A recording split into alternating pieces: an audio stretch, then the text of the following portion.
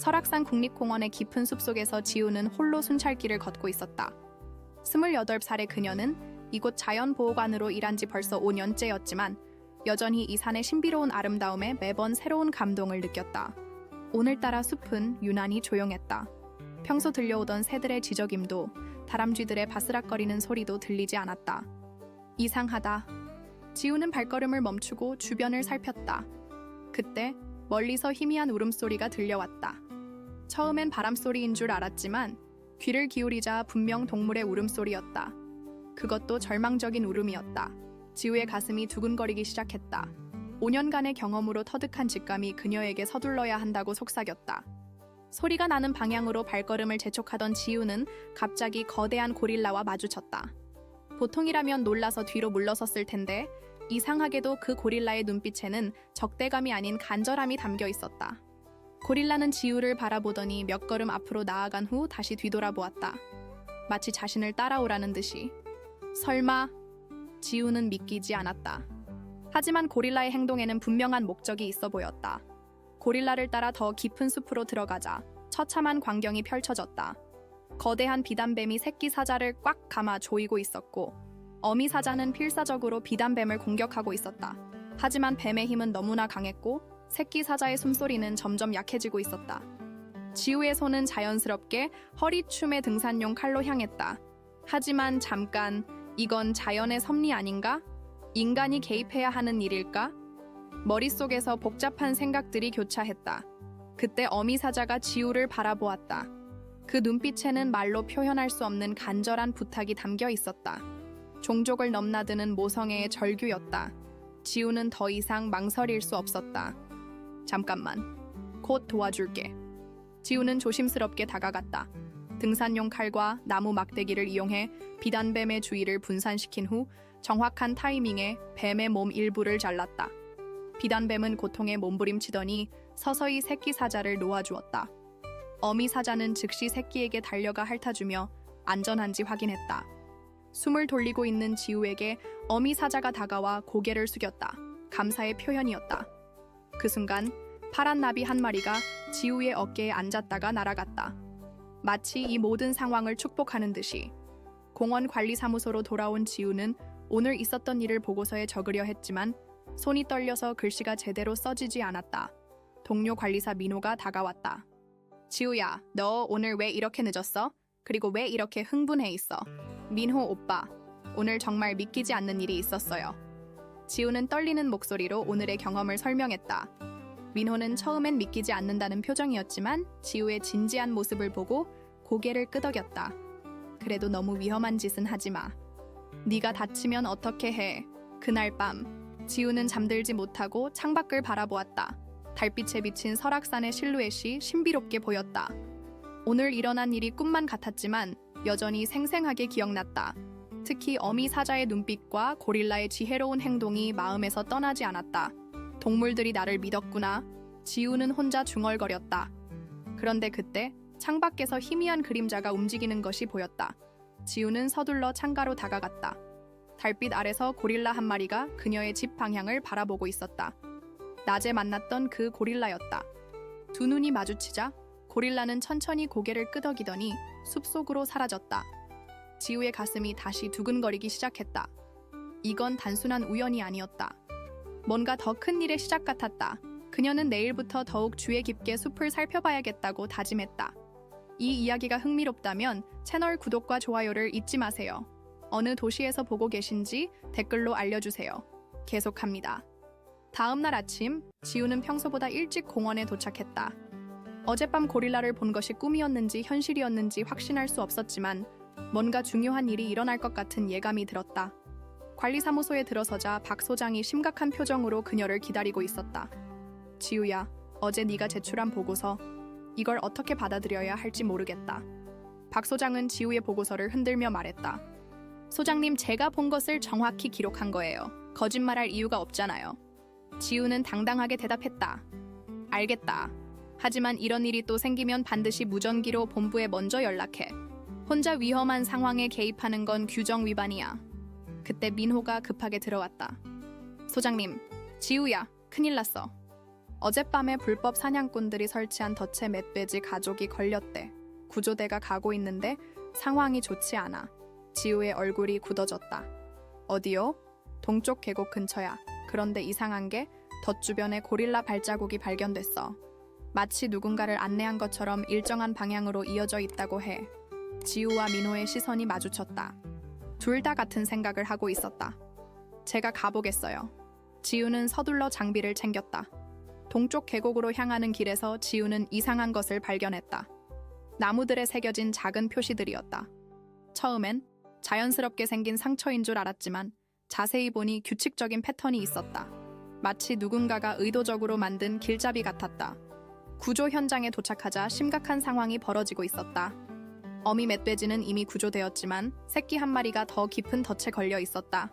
구조대원들이 접근하려 하지만 어미 멧돼지가 새끼를 보호하려고 공격적으로 나오고 있었다. 이래서는 구조가 불가능해. 구조대장이 한숨을 쉬었다. 지우는 주변을 살폈다. 그리고 어제와 같은 느낌을 받았다. 무언가가 자신을 지켜보고 있다는 느낌. 시선을 들어보니 높은 나무 위에 고릴라가 앉아 있었다. 바로 어제 만났던 그 고릴라였다. 고릴라와 눈이 마주치자 그는 천천히 나무에서 내려왔다.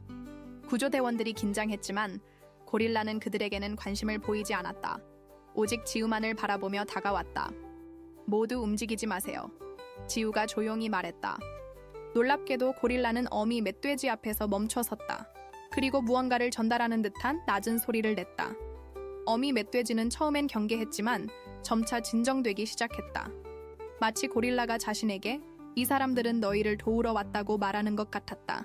이 틈에 지우는 조심스럽게 새끼 멧돼지에게 접근했다. 덫은 생각보다 복잡했지만 차분히 작업한 결과 무사히 풀어낼 수 있었다. 새끼는 다친 다리를 절며 어미에게로 뛰어갔다. 구조대원들은 모두 입을 다물고 이 광경을 지켜보았다. 고릴라가 인간과 이렇게 협력하는 모습은 그들도 처음 보는 일이었다. 일이 끝나자 고릴라는 다시 지우를 바라보았다. 그 눈빛에는 뭔가 더 말하고 싶은 것이 있는 듯했다. 고릴라는 천천히 숲 깊은 곳을 가리켰다. 그리고 3번 같은 동작을 반복했다. 뭔가 보여주려는 건가? 지우는 혼잣말을 했다. 구조대가 떠난 후 지우는 혼자 고릴라가 가리킨 방향으로 향했다. 30분 정도 걸었을 때 그녀는 믿기 어려운 광경을 목격했다. 숲 한가운데에 작은 공터가 있었는데 그곳에서 여러 동물들이 함께 평화롭게 지내고 있었다. 사슴, 토끼, 다람쥐들이 한데 어울려 있었고 심지어 어제 구해준 사자 가족도 있었다. 더욱 놀라운 것은 이곳에 사람이 살고 있다는 증거들이었다. 간단한 오두막과 깨끗하게 정리된 채소밭, 그리고 동물들을 치료한 흔적들이 곳곳에 보였다. 누구세요? 지우가 조심스럽게 말했다. 그때 오두막 뒤에서 한 할아버지가 나타났다. 70대 정도로 보이는 그는 지우를 보자 놀라면서도 반가운 듯 미소를 지었다. 아, 당신이 바로 그 젊은 관리사군요. 우리 고릴라 친구가 계속 당신 얘기를 하더라고요. 고릴라가 제 얘기를요? 물론이죠. 동물들에게는 동물들만의 언어가 있어요. 그리고 당신은 그 언어를 이해할 수 있는 특별한 사람 같습니다. 할아버지의 말에 지우는 어리둥절했다. 하지만 동시에 지난 이틀 동안 일어난 모든 일들이 우연이 아니었다는 확신이 들었다. 할아버지는 누구세요? 왜 이곳에서 살고 계시는 거예요? 할아버지는 잠시 망설이더니 입을 열었다. 내 이름은 최영수입니다. 그리고 나에게는 당신에게 꼭 들려줘야 할 이야기가 있어요. 최영수 할아버지는 지우를 오두막 안으로 안내했다. 소박하지만 따뜻한 공간이었다. 벽에는 수많은 동물들의 사진과 치료 기록들이 붙어 있었고 한쪽 구석에는 수의학 관련 책들이 가득 쌓여 있었다. 앉으세요. 차를 한 잔 대접하겠습니다. 할아버지는 친근한 미소를 지으며 말했다. 지우는 조심스럽게 의자에 앉으며 주변을 둘러보았다. 할아버지, 정말 궁금한 게 많아요. 어떻게 이곳에서 살게 되신 거예요? 그리고 동물들과 그 이야기를 하려면 30년 전으로 돌아가야 합니다. 할아버지는 차를 우리며 천천히 입을 열었다. 나는 원래 서울에서 수의사로 일했어요. 동물병원을 운영하며 평범하게 살고 있었죠. 할아버지의 목소리에 깊은 그리움이 묻어 있었다. 그런데 30년 전, 내 딸 수진이가 이곳 설악산에서 실종됐어요. 당시 수진이는 25살이었고 생물학자로 야생동물 연구를 하고 있었습니다. 지우의 가슴이 뛰기 시작했다.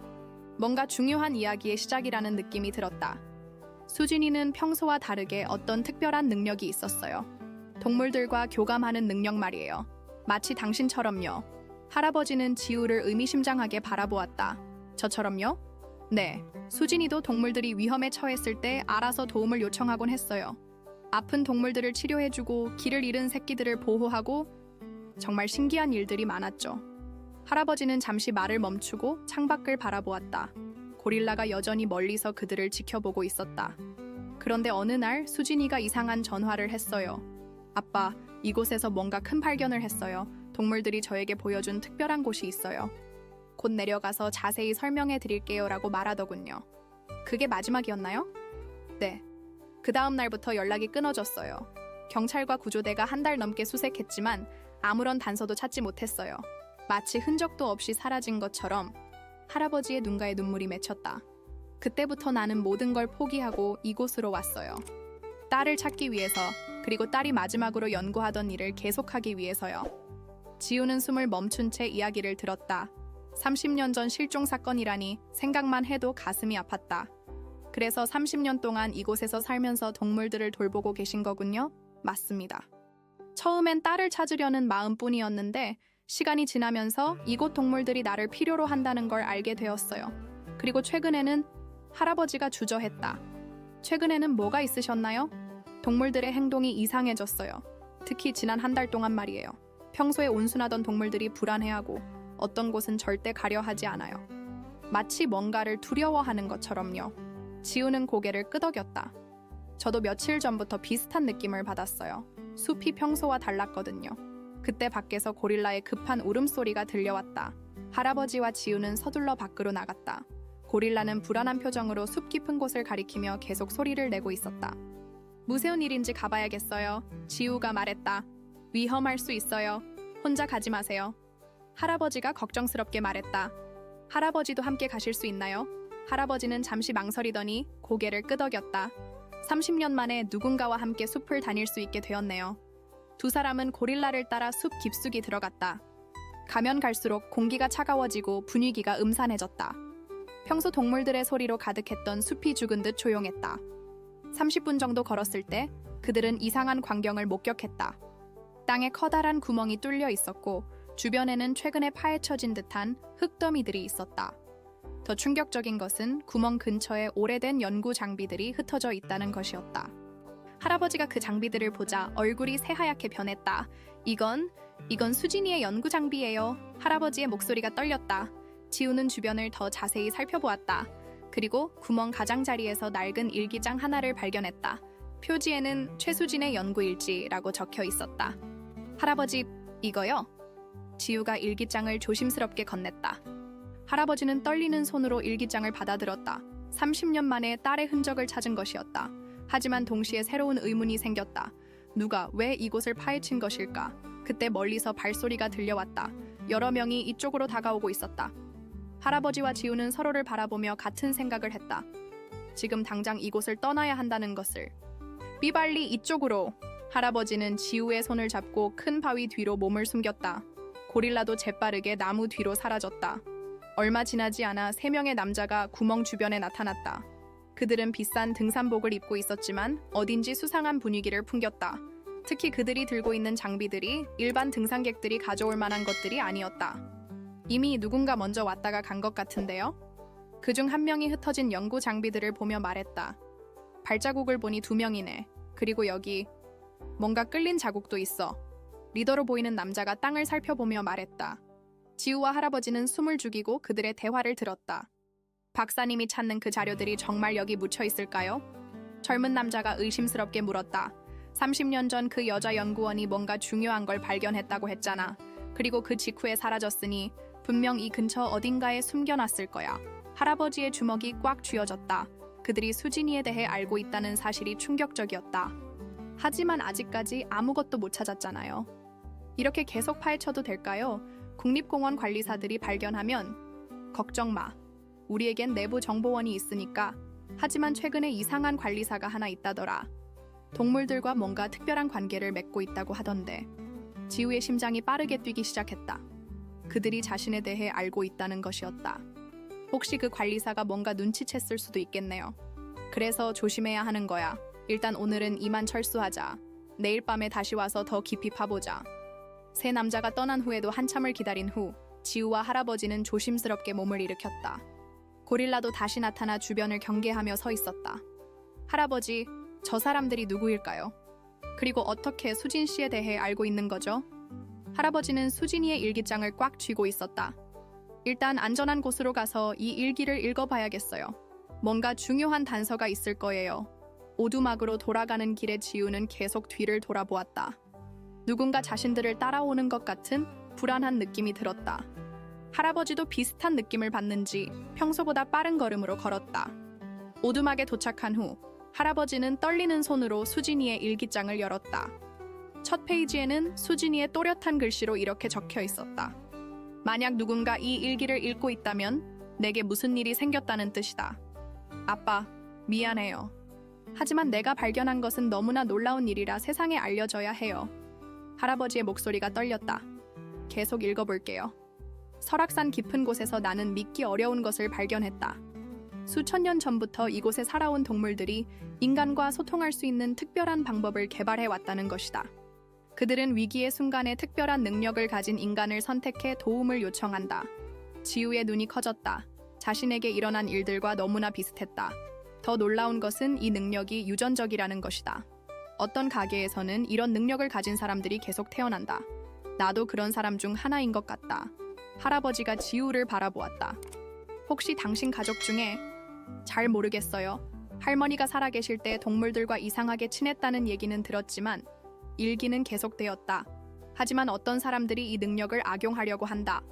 그들은 이 능력을 연구해서 동물들을 조종하려 한다. 특히 박혜민이라는 연구자가 위험하다. 그는 이 능력의 비밀을 밝혀내 상업적으로 이용하려고 한다. 박혜민, 할아버지가 그 이름을 중얼거렸다. 30년 전에 수진이가 마지막으로 언급했던 이름이에요. 30년이 지났는데도 아직 찾고 있다는 거네요. 지우가 놀라며 말했다. 그때 밖에서 고릴라의 경고음이 들려왔다. 지우와 할아버지는 서둘러 창밖을 내다보았다. 멀리서 손전등 불빛들이 이쪽으로 다가오고 있었다. 발견됐나 봐요. 지우가 긴장하며 말했다. 뒷문으로 나가요. 여기서 10분 거리에 안전한 동굴이 있어요. 할아버지는 재빠르게 필요한 물건들을 챙겼다. 두 사람은 고릴라의 안내를 받으며 어둠 속을 조심스럽게 이동했다. 뒤에서 들려오는 발소리와 목소리들이 점점 가까워지고 있었다. 저기요, 누군가 살고 있던 흔적이 있어요. 멀리서 외치는 소리가 들렸다. 모든 걸 뒤져봐요. 일기장이나 연구 자료가 있을 거예요. 지우와 할아버지는 더욱 빠른 걸음으로 동굴을 향해 달렸다.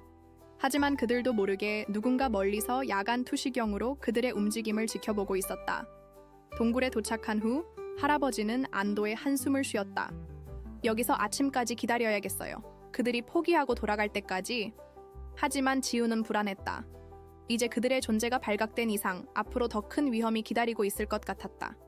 동굴 안에서 밤을 지새운 지우와 할아버지는 새벽이 되자 조심스럽게 밖으로 나왔다. 다행히 어젯밤 그들을 쫓던 사람들의 기척은 더 이상 느껴지지 않았다. 고릴라가 먼저 주변을 정찰하고 안전하다는 신호를 보내왔다. 일단 관리사무소로 가서 민호에게 도움을 요청해야겠어요. 지우가 말했다. 하지만 조심해야 해요. 저들이 내부 정보원이 있다고 했잖아요.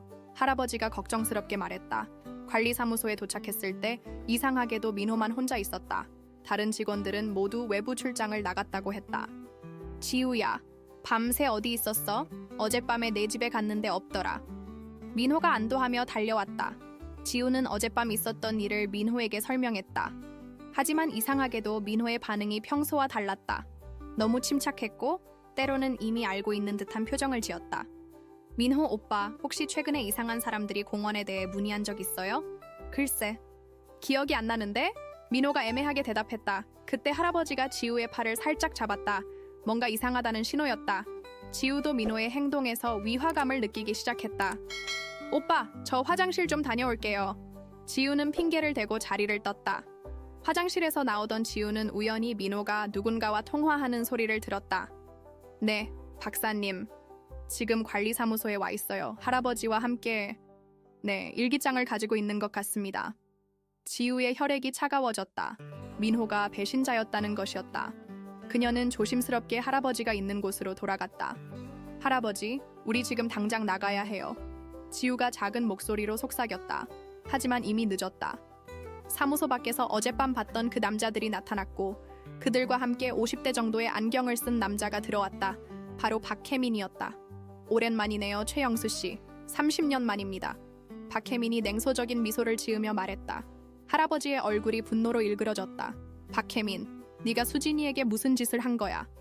저는 아무것도 하지 않았어요. 다만 당신 딸이 너무 고집이 세서 제 제안을 거절했을 뿐이죠. 무슨 제안이냐? 박혜민은 의자에 앉으며 천천히 이야기를 시작했다. 30년 전 저는 동물과 인간의 특별한 소통 능력에 대해 연구하고 있었어요. 그리고 수진 씨가 그런 능력을 가진 몇 안 되는 사람 중 하나라는 걸 알게 되었죠. 지우는 긴장한 차에 들었다. 저는 그녀에게 함께 연구하자고 제안했어요. 이 능력을 과학적으로 분석해서 인류에게 도움이 되는 방향으로 사용하자고요. 하지만 수진이는 거절했겠지. 동물들을 이용하려는 내 속셈을 알았으니까. 할아버지가 분노에 차서 말했다. 그렇습니다. 그녀는 이 능력이 상업적으로 이용되어서는 안 된다고 주장했어요. 그리고 자신의 연구 자료를 모두 숨겨버렸죠. 박혜민이 지우를 바라보았다. 그런데 최근에 또 다른 특별한 사람이 나타났네요. 바로 당신이죠, 윤지우 씨. 지우의 심장이 빠르게 뛰었다. 저에 대해서 어떻게... 민호 씨가 계속 보고해왔거든요. 당신의 특별한 능력에 대해서요. 민호가 고개를 숙였다. 지우야, 미안해. 하지만 이건 정말 중요한 연구야. 이 능력을 제대로 연구하면 멸종위기 동물들을 구할 수 있어. 거짓말하지 마. 할아버지가 소리쳤다. 너희가 원하는 건 돈벌이지 동물 보호가 아니야. 박혜민이 냉정하게 말했다. 어쨌든 이제 우리에게 필요한 것은 수진 씨의 연구 자료와 지우 씨의 협력입니다. 절대 협력 안 해요. 지우가 단호하게 말했다. 그럼 어쩔 수 없네요. 박혜민이 손짓하자 부하들이 지우와 할아버지를 둘러쌌다. 그때 갑자기 사무소 창문이 깨지면서 고릴라가 뛰어들어왔다. 동시에 어제 구해준 사자 가족과 여러 동물들이 사무소 주변을 에워쌌다. 그들의 울음소리가 산 전체에 울려 퍼졌다. 박혜민의 부하들이 당황해하는 사이 할아버지가 지우의 손을 잡고 외쳤다. 지금이야, 뛰어! 지우와 할아버지는 창문으로 뛰어나갔다. 고릴라와 동물들이 그들을 보호하며 함께 숲으로 도망쳤다. 쫓아! 절대 놓치면 안 돼! 박혜민이 분노에 차서 소리쳤다. 숲속을 달리면서 지우는 깨달았다. 이제 정말로 큰 위험에 빠졌다는 것을. 하지만 동시에 자신이 혼자가 아니라는 것도 알았다. 할아버지와 동물 친구들이 함께 있었다. 할아버지, 이제 어떻게 해야 하죠? 수진이의 연구 자료를 찾아야 해요. 그것만이 이 상황을 해결할 수 있는 열쇠예요. 하지만 어디에 숨겨놨을까요? 할아버지가 일기장의 마지막 페이지를 펼쳤다. 거기에는 암호 같은 그림과 숫자들이 적혀 있었다. 여기 단서가 있어요. 하지만 해독하는 데 시간이 필요할 거예요. 뒤에서 추격하는 소리가 점점 가까워지고 있었다. 지우는 결심했다. 어떤 일이 있어도 박혜민에게 굴복하지 않겠다고. 깊은 숲속 바위 틈에 숨어있던 지우와 할아버지는 수진이의 일기장에 적힌 암호를 해독하려고 밤새 애썼다. 고릴라는 주변을 경계하며 서 있었고 다른 동물들도 그들을 보호하기 위해 흩어져 망을 보고 있었다. 이 숫자들과 그림들, 분명 어떤 장소를 가리키는 것 같아요. 지우가 일기장을 들여다보며 말했다. 할아버지는 30년 전 기억을 떠올리려 애썼다. 수진이가 어릴 때부터 암호 만들기를 좋아했어요. 특히 가족만 아는 특별한 장소들을 암호로 표현하곤 했죠. 그때 지우의 머릿속에 이상한 기억이 스쳤다. 어릴 때 할머니와 함께 어딘가에 갔던 기억. 할머니가 특별한 곳이라고 말했던 동굴. 할아버지, 혹시 제가 어렸을 때 이곳에 온 적이 있을까요? 무슨 말이에요? 지우는 천천히 기억을 더듬었다. 할머니가 저를 어떤 동굴로 데려간 적이 있어요. 거기서 동물들과 이상한 경험을 했었는데 그때는 꿈인 줄 알았어요. 할아버지의 눈이 커졌다. 당신 할머니 성함이 뭐였죠? 윤혜진. 아, 결혼 전 성은 최였어요. 최혜진이요. 할아버지가 일기장을 떨어뜨렸다. 최혜진, 그건 수진이, 어머니, 제 아내 이름이에요. 네? 지우가 충격을 받았다. 그럼 당신은 수진이의... 할아버지의 목소리가 떨렸다. 그 순간 30년 동안 잊혀졌던 모든 기억들이 지우의 머릿속에 되살아났다. 어린 시절, 엄마와 할아버지와 함께 행복했던 시간들. 그리고 어느 날 갑자기 엄마가 사라진 후 할머니가 자신을 데려가며 했던 말. 지우야, 엄마는 잠시 멀리 가셨어. 하지만 언젠가 다시 만날 거야. 그때까지 우리의 특별한 능력은 비밀로 해야 해. 할아버지, 저는 수진이 엄마의 딸이에요. 지우의 눈에 눈물이 고였다. 할아버지는 30년 만에 손녀를 찾은 기쁨과 동시에 복잡한 감정에 휩싸였다. 그럼 수진이가 사라진 후에 당신을 키웠구나. 할머니는 제가 15살 때 돌아가셨어요. 그때까지 제 진짜 이름이 최지우라는 것도, 친할아버지가 살아계시다는 것도 몰랐어요. 두 사람은 감정에 북받쳐 한동안 말을 하지 못했다. 고릴라도 뭔가 특별한 순간임을 아는 듯 조용히 지켜보았다. 그럼 이 암호도, 지우가 일기장을 다시 보았다. 엄마가 저를 위해 남긴 거네요. 이제 기억이 되살아나자 암호의 의미가 명확해졌다. 숫자들은 어린 지우의 생일이었고, 그림들은 그들만의 비밀 장소로 가는 길을 나타냈다. 바로 그 동굴이에요. 엄마가 연구 자료를 숨긴 곳이. 지우가 확신에 차서 말했다. 하지만 그 순간 멀리서 헬리콥터 소리가 들려왔다. 박혜민이 대규모 수색 작전을 펼치고 있는 것이었다. 빨리 가야 해요. 저들이 우리를 찾기 전에, 할아버지가 급하게 말했다. 기억을 따라 이동하던 지우는 어린 시절 할머니와 함께 걸었던 바로 그 길을 찾았다. 숨겨진 동굴 입구는 거대한 바위들 사이에 교묘하게 감춰져 있었다. 동굴 안으로 들어가자 30년 전 수진이가 마지막으로 연구했던 흔적들이 그대로 남아 있었다. 컴퓨터와 연구 장비들, 그리고 수많은 자료들이 정성스럽게 보관되어 있었다. 엄마가 이 모든 걸 저를 위해 준비해 둔 거네요. 지우가 감동하며 말했다. 가장 안쪽에는 지우에게 보내는 편지가 있었다. 내 사랑하는 딸 지우야. 만약 네가 이 편지를 읽고 있다면 너도 이제 우리 가족의 특별한 능력을 이해하게 되었을 거야. 이 능력은 책임이 따르는 선물이란다. 동물들을 보호하고 자연과 인간이 조화롭게 살 수 있도록 도와야 해. 편지는 계속되었다. 박혜민이라는 사람이 이 능력을 악용하려 할 거야. 하지만 걱정하지 마. 내게는 할아버지와 동물 친구들이 있으니까. 그리고 이 연구 자료들을 통해 진실을 세상에 알릴 수 있어. 마지막 부분에는 중요한 정보가 있었다. 박혜민의 진짜 목적은 이 능력을 이용해 야생 동물들을 조종하여 밀렵과 밀거래에 이용하는 거야. 이 자료들이 그 증거가 될 거야. 지우와 할아버지는 서둘러 모든 자료를 정리했다. 하지만 동굴 밖에서 발소리가 들려오기 시작했다. 발견했다. 여기 동굴이 있어. 박혜민의 부하가 외쳤다. 또 다른 출구가 있나요? 지우가 당황하며 물었다. 할아버지가 동굴 깊숙한 곳을 가리켰다. 저쪽으로 지하강이 흘러요. 위험하지만 유일한 탈출로예요. 그때 고릴라가 앞장서서 길을 안내했다. 다른 동물들도 하나둘 나타나 그들의 탈출을 도왔다. 박혜민의 목소리가 동굴 입구에서 들려왔다. 이번엔 절대 놓치지 마라. 하지만 지우는 이제 두렵지 않았다. 자신의 정체성을 찾았고 엄마의 유산을 이어받았으며 무엇보다 진실을 알았기 때문이었다. 이제 박혜민을 막을 수 있는 증거가 있었다. 지하강을 따라 탈출한 지우와 할아버지는 마침내 안전한 곳에 도착했다. 설악산 입구 근처의 관광지였고 많은 사람들이 있어 박혜민도 함부로 접근할 수 없는 곳이었다. 고릴라와 동물들은 숲 가장자리에서 멀리 지켜보고 있었다. 이제 이 자료들을 어떻게 해야 할까요? 지우가 엄마의 연구 자료들을 보며 물었다.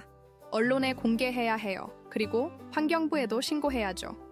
할아버지가 단호하게 말했다. 지우는 휴대폰을 꺼내 평소 알고 지내던 환경 전문 기자에게 전화를 걸었다. 김 기자는 지우의 이야기를 듣고 즉시 현장으로 달려왔다. 이런 일이 30년 동안 계속되었다고요? 김 기자가 자료들을 보며 놀라워했다. 네, 박혜민은 동물과 소통하는 능력을 악용해서 야생동물 밀거래 조직을 운영하고 있어요. 이 자료들이 그 증거예요. 김 기자는 즉시 촬영을 시작했고 지우와 할아버지의 증언을 녹화했다. 그리고 수진이의 연구 자료들도 상세히 기록했다. 1시간 후 환경부 수사관들이 도착했다. 그들은 박혜민과 그의 조직에 대한 수사를 즉시 시작하겠다고 약속했다. 하지만 박혜민이 도망칠 수도 있어요. 지우가 걱정스럽게 말했다. 그때 민호가 나타났다. 하지만 이번엔 수갑이 채워진 채였다. 지우야, 정말 미안해. 민호가 고개를 숙이며 말했다. 처음엔 정말 연구를 위한 일이라고 생각했어. 하지만 시간이 지나면서 박혜민의 진짜 목적을 알게 되었어도 이미 너무 깊이 들어가 있었어. 오빠, 지우의 마음이 복잡했다. 내가 박혜민의 모든 계획을 당국에 신고했어.